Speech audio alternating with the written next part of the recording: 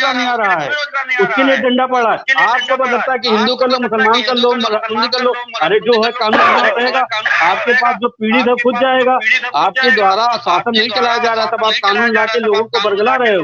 ये दिन अब करने वाला नहीं, आपके सरकार चलाने में क्षमता नहीं है। बताइए, कह रहे हैं कि बड़ी मुंह की चिंता है। अगर आपके अधिकारी अपनी ईमानदारी से काम करते तो शायद ये धर्मांतरण आमंत्रण कुछ न होता।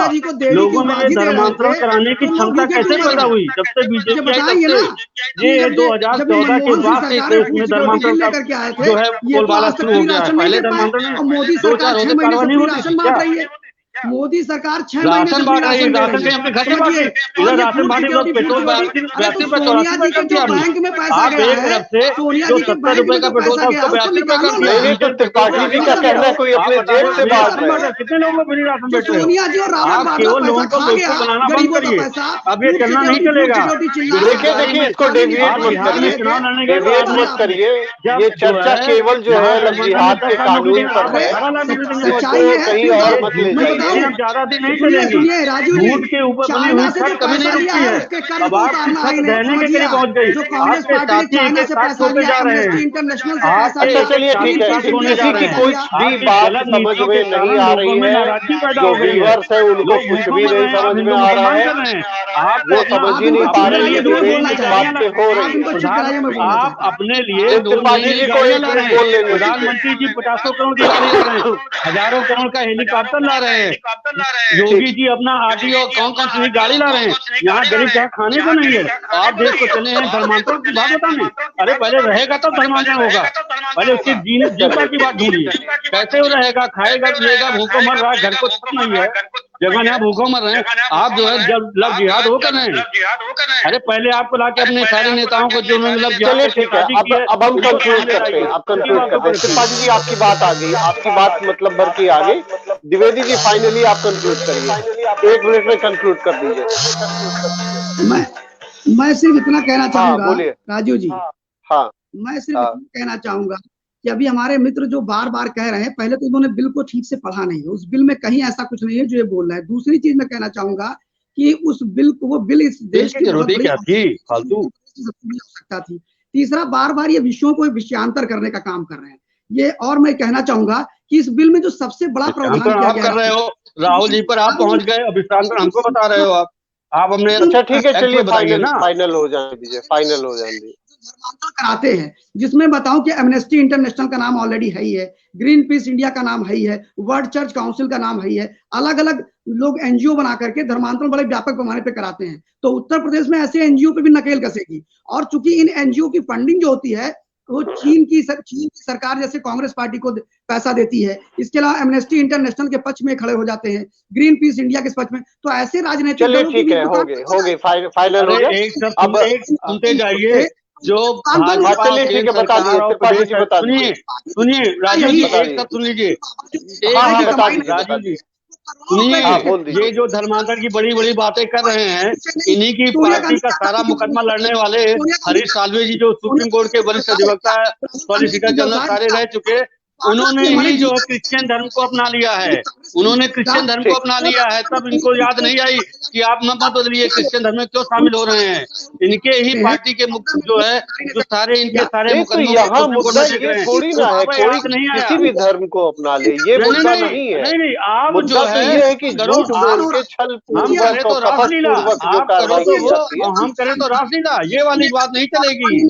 आप जो है चलिए पहले अपने को सुधारें। चलिए बहुत बहुत धन्यवाद आप लोगों का, बहुत बहुत धन्यवाद। और मुझे लगता है कि आपकी खबर के व्यूअर्स थोड़ा बहुत समझ पाए होंगे, बहुत कुछ नहीं समझ पाए होंगे, और अच्छा होता कि एक एक लोग अपनी बातों को कहते और सारी बातों को अगर ये चीजें सारे लोग और सुनते को पढ़ लेते तो शायद और समझाते सब लोग दूसरे को। चलिए ठीक है, अब जनता समझेगी कि उनको क्या फायदा है क्या नुकसान है। 3 तलाक का भी मामला आया था, उसका भी काफी विरोध हुआ था। जनता को अब लग रहा है जहां भी उनको फायदा नुकसान होगा उसको वो देख रहे हैं। ये भी मामला है, इसको भी जनता देखेगी, क्योंकि उन्हीं के लिए बनाया गया। अगर मतलब का होगा तो कारगर होगा, नहीं मतलब का होगा तो ऐसे ही बहुत सारे कानून बने हैं, ये भी ऐसे ही चला जाएगा। तो ये तो जनता तो खाली पेट को देख रही है और किसी को नहीं देख रही है। पेट रहेगा तो कानून देखेगी, पेट द्विवेदी जी को अपनी बात कह रहे थे, क्या द्विवेदी जी बताइए आप, लेकिन तुरंत कंक्लूड करिए। अनुच्छेद 141 के दायरे में रह के एक फैसला दिया था। अगर आज देश की केंद्रीय कानून व्यवस्था के अंतर्गत मैं देश के प्रधानमंत्री से आह्वान करूंगा कि ये बार बार अलग अलग बनाने से अच्छा है कि 141 के जो अधिनियम अनुच्छेद के अंतर्गत जो फैसला सुप्रीम कोर्ट ने दिया था, अगर इसको पूरे देश में लागू किया जाए तो ये बहस का मुद्दा ही नहीं रहेगा, समाप्त हो जाएगा। चलिए ठीक, और सबसे बड़ी चीज है आपका सही सजेशन है, पॉलिटिकल पार्टीज को इनको प्रोटेक्ट करने की, वो फंडिंग भी रुक जाएगी। कोई फिर ना इस्लामिक ऑर्गेनाइजेशन देगा और ना क्रिश्चियन ऑर्गेनाइजेशन। अपनी फंडिंग रोकिए जिसके द्वारा आप सरकार चला रहे हो, जो आप लोगों को बरगला रहे हो। ठीक है, आप लोगों का बहुत बहुत धन्यवाद। जो आपको और ये जो नया कानून बनाया गया उत्तर प्रदेश सरकार के द्वारा, आप लोगों को आशा है कि आगे इस पर कार्रवाई होगी। NRI फंडिंग हो रही है, पहले उसको आप रोकने का कष्ट करें। धन्यवाद।